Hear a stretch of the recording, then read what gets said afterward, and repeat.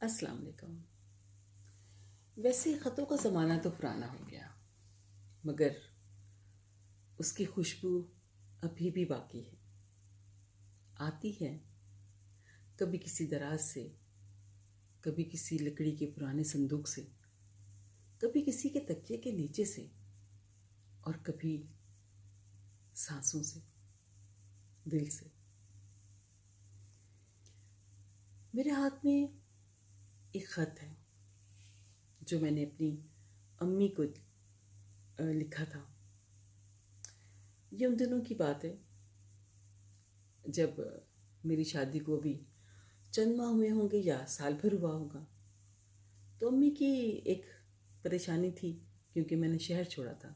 मैं कराची से लाहौर आई थी, तो हमारे दरमियान ख़तों किताबत का सिलसिला रहा करता था, क्योंकि मोबाइल्स थे नहीं और फ़ोन कॉल्स बहुत महंगी थी। तो ये ख़त का जवाब मेरे हाथ में है जो मैंने अपनी अम्मी जी को लिखा था। प्यारी अम्मी, आपकी दुआ से हम सब खैरियत से हैं।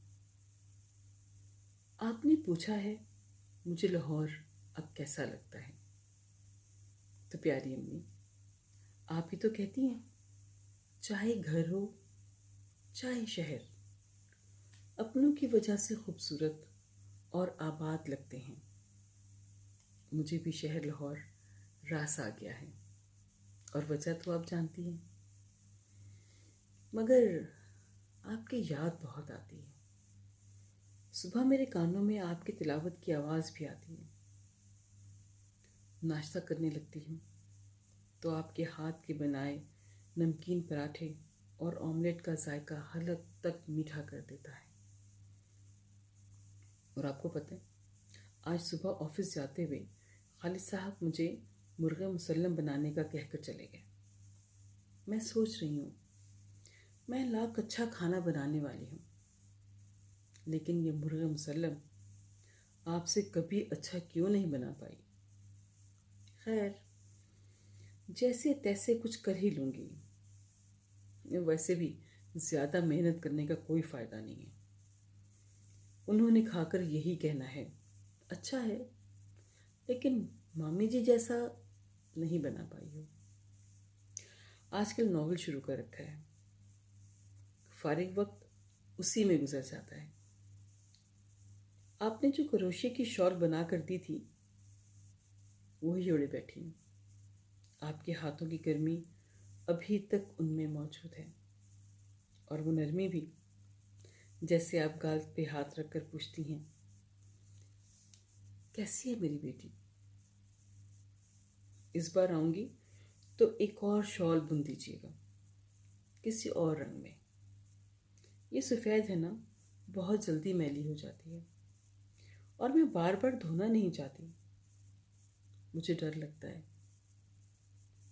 कि आपके हाथ की गर्मी और खुशबू खो ना दूँ। अच्छा, आप इजाज़त दीजिए, मुर्गा मुसल्लम भी तो बनाना है आपके दामाद के लिए। घर में सब खैर है। अब्बा जी को सलाम कहिएगा, भाइयों को बहुत प्यार। गुड़िया से कहिएगा बाजी ने बहुत प्यार लिखा है। निखत की क्लिनिक कैसे चल रही है, उसे भी सलाम कहिएगा, और भाईजान को भी। अब इजाज़त दीजिए, अल्लाह हाफिज़। आपकी बेटी दिलशाद नसीम।